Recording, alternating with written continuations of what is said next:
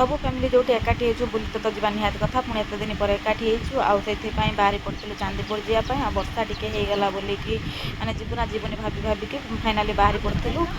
4ଟା ଖଣ୍ଡ ବେଳକୁ ବାହାରି ପଡ଼ିଥିଲୁ ଆଉ ଆସିକି ଚାନ୍ଦିପୁରରୁ ପାର୍କିଂ ପାଖରେ ପହଞ୍ଚି ଯାଇଥିଲୁ। ଆଉ ଏଠି ଗାଡ଼ି ପାର୍କିଂ କରିସାରିଲା ପରେ ଆମେ ସିଧା ଯାଇଥିଲୁ ବିଚ୍ ପାଖକୁ। ଆଉ ଏଠି ଆମର ଚେଙ୍ଗୁଡ଼ ଦଳ ଦେଖୁଥିବେ 4ଟା ଆଉ ପାଖାପାଖି ସମାନ ଏଜ୍ରେ ବୋଲିକି ସେମାନଙ୍କର ମାନେ ଝୁଙ୍କ ଅଲଗା ପ୍ରକାର। ଆଉ ତାଙ୍କୁ ମାନେ ସମ୍ଭାଳିବା ବହୁତ ମୁସ୍କିଲର କଥା।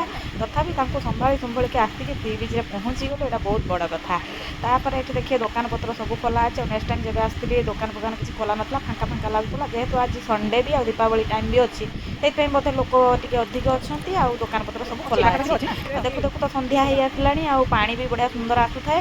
ଆଉ ପିଲାମାନଙ୍କୁ ତ ପାଣି ଦେଖିଲା ପରେ ତ ଆହୁରି ମାନେ ତାଙ୍କର ଖୁସି ଦ୍ୱିଗୁଣା ହେଇଗଲା। ଆଉ ପାଣି ସହିତ ଟିକେ ଖେଳ ବୁଲା କରିସାରିଲା ପରେ ତାପରେ ଆମେ ପଳେଇ ଆସିଥିଲୁ ସିଧା ଆସିକି ବଳରାମ ଗଡ଼ି ଆମର ରାଧାକୃଷ୍ଣ ମନ୍ଦିର ପାଖରେ ପହଞ୍ଚି ଯାଇଥିଲୁ। ଆଉ ପିଲାମାନେ ଏଠି ମାଛ ଦେଖିକି ଫାଷ୍ଟ ମାଛ ପାଖକୁ ଧାଇଁଲେ। ସେଠି ଯାଇକି ମାଛ ସହିତ ବହୁତ ସାରା ମାନେ ତାଙ୍କର ମଜାମସ୍ତି ଚଲେଇଲା ପରେ ତାପରେ ତାଙ୍କ ପିଇସା ମାନେ ନଣନ୍ଦେଇ ଯାଇକି ମାଛର ଦାନା ନେଇକି ପଳେଇ ଆସିଲେ। ଆଉ ତାଙ୍କୁ ଦେଲା ପରେ ସେମାନଙ୍କର କମ୍ପିଟିସନ୍ ଲାଗିଗଲା କିଏ ମାଛ ଦାନା ଫାଷ୍ଟ ନେଇକି ମାଛକୁ ଖୁଆଇବ। ଆଉ ଏଠି ଦେଖୁଥିବେ ଏଠି କେମିତି ଦାନା ପାଇଁ ତାଙ୍କର ଚାଲିଛି ଝଗଡ଼ା, କିଏ ଆଗ ନେବ।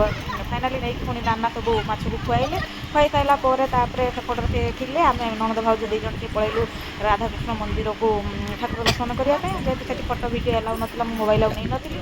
ତାପରେ ଦର୍ଶନ କରିକି ପଳେଇ ଆସିଲା ବେଳକୁ ଏପଟରେ ଛୁଆମାନେ ସେଠୁ ମାଛ ପାଖରୁ ଆସିକି ଏଠି ଖେଳରେ ଲାଗିଯାଇଛନ୍ତି।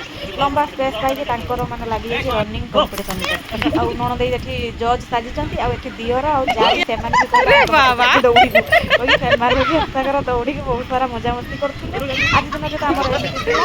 ଆଉ ଦେଖା ହବ ନେକ୍ସଟ ବ୍ଲଗ୍ରେ। ରହିଲି, ବାଏ ବାଏ।